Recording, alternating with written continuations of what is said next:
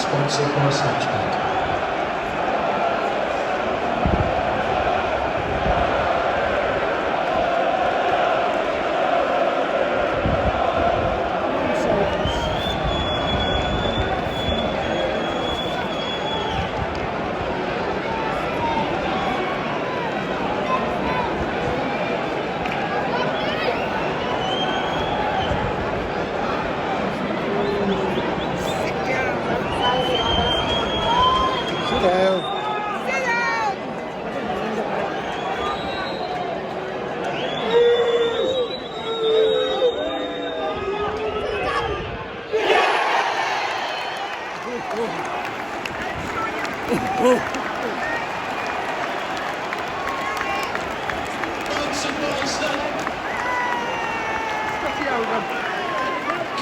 Sponsored by Snatchback on his debut, number 40,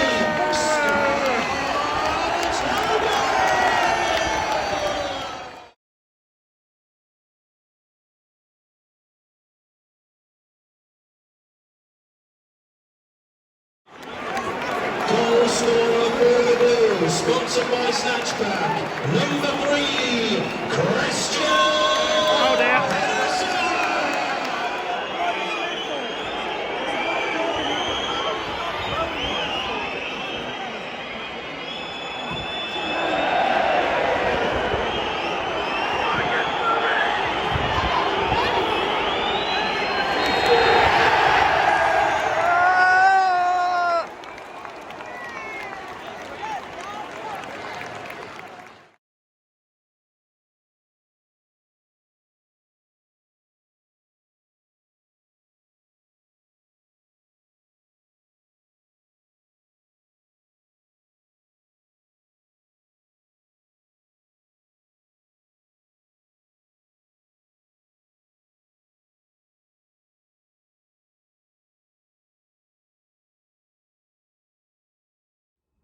Review time.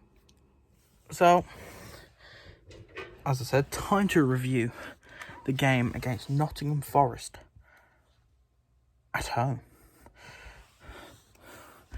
A game where we won our first game in 8 at home, I think. So it was a difficult one to think we were going to win. I did predict 2-1. I did have a bet on it, but I did have players to score that didn't. So sadly, I didn't win the bet. Now on to the review. I'm just going to get highlights up on the screen so I can talk through the goals. So now we're on to the goals. So we first had the ball in their half, passing it about, put the ball across. A bit of a dodgy cross. Their goalkeeper got the ball. Their goalkeeper tried to kick it out. It comes off Juki. Juki kind of takes it round their goalkeeper, decides to try and shoot, falls over. Could have had a penalty. Arguably a penalty there. But they go straight up the other end. They hoof the ball up. McEachran kind of misheaders the ball. They play it down and play it to the man that Harley Dean's supposed to be marking. Clark Salter tries to get over to mark him but doesn't have enough time, and he puts the ball into the net. That was 1-0. So I'd say there's 2 players at fault for that goal, really. McEachran's header was not good at all. He headed it down. He headed it in towards the player. He didn't really need to go and head the ball, but he did. Headering it down there was an issue that ended up in the goal. So that ended it with it being 1-0. Then they had the next chance that are in the highlights. When they played the ball down onto the wing, they were kind of right on the byline trying to put a cross in. It comes off McEachran, who then clears it off the line. No sign of the referee blowing his whistle for a handball at this moment. Player has come running over. I'm pausing it at the moment. As a player come running over, I think it's Lolly actually. While there's the tackle being made. The tackle is made, and then suddenly he gives the penalty, but appears to have given it for a handball. Make of that what you will.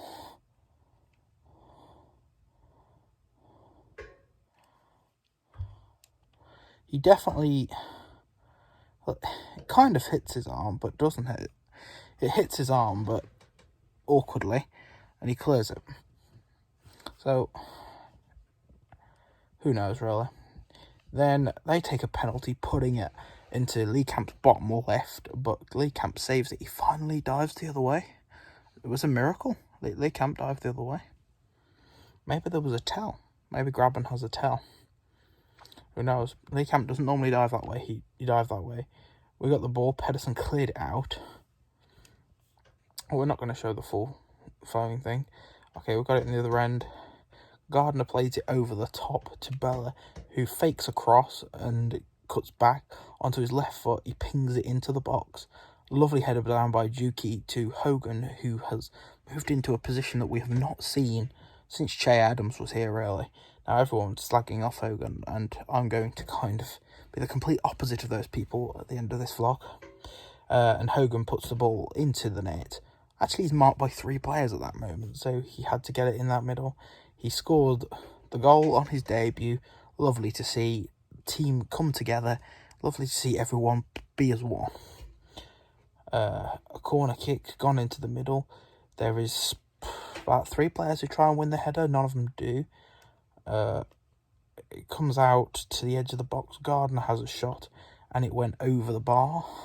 So we had another chance there. It was unlucky by Gardner. It was a good attempt, to his credit. Then they put the ball down our half. Have a shot which I think it's Lolly again has a shot. It deflects off a player. Grabban is definitely about 2 yards off. No one's given it, but then he pings it off the crossbar. It was definitely offside. I've just seen again in the highlights, he's yards offside. They have another chance. They have a shot where Harley Dean chests it off the line. Again, that's now officially, if you don't count the first one, it's 1, but if you do, it's 2 clearances off the line. A scramble in the middle off a corner that Pedersen gets and kind of pushes it through the keeper into the net with his foot. You got a header back across into the middle, bounces about. Pedersen's the first to gather on it and scores. Now, this was a good performance. It's felt like a long time coming since I've said we've had a good performance, especially at home. Camp, once again, I think he saved 2 penalties in very quick concession. It might have been in the last 2 games, actually. 2 penalty saves. I think he's had 3 in his last 5. He saved. He's doing very well at saving penalties at the moment. We're unbeaten since he's back, which is good to see. Good to see, definitely. Good to see the goalkeeper be back in form, not losing games, not conceding the 4 and 5 we used to. Harley Dean played better than what Harley Dean was playing like before, which is also great news. Great to see him play a bit better. I didn't think he was sublime and incredible like everyone else has said, but I blame a mix of him and McEachran for the goal. I thought Pedersen had a good game again. He pushed forward. He did the tackles that he needed. On the right-hand side, there was Colin. I thought Colin played quite well. And Clark Salter pushed over there quite a few times as well. Clark Salter played very well as well. Midfield. Now, Bellingham, I thought, played very well, considering he keeps being played out of position. Now, everyone I've asked thought he's a midfielder. He's a centre mid. He's an attacking midfielder who pressures people further up but can play passes. He's that kind of player. Now, instead, we played him on the wing. He played well. He certainly played very well, especially considering he was out of position. But I think he would have been better used playing in the middle. Gardner and McEachran, I thought Gardner had a very, very good game. He's improving game by game. He's certainly showing talents that he wasn't when we first signed him, but he's definitely improving. McEachran had a few dodgy moments. I'd love to ask the club why they keep putting him on corners, because he's definitely not a corner kick taker. But some of his passes were sublime. Some of them were literally just out of this world. Some of them were not so great. He appears to be having that playing well in 1 in 3-4 games moment at the moment. Then on the right, you've got Bella, who just once again was playing brilliant. I think he's definitely signing of the season at the moment.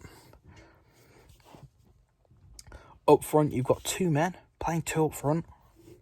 Who'd have thought it at the start of the season? The Spanish Revolution that has gone.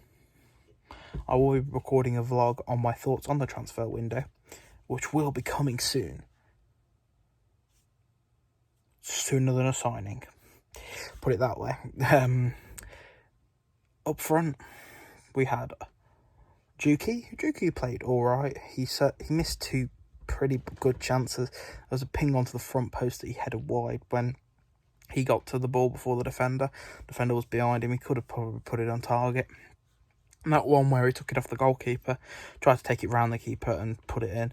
He kind of slided it into a defender rather than into the goal. He could have done better there. And Hogan.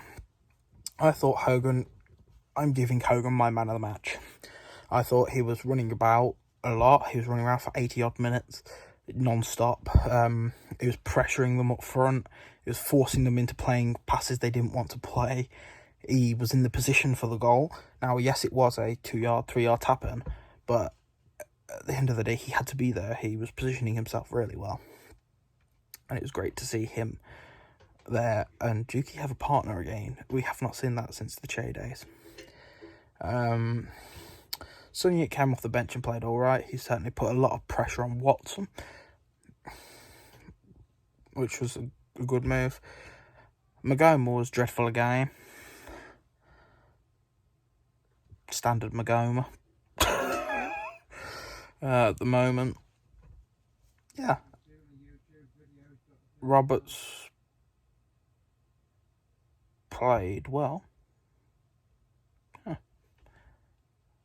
Anyway, for once, everything went well. See you in the next episode. Next video. Keep right on.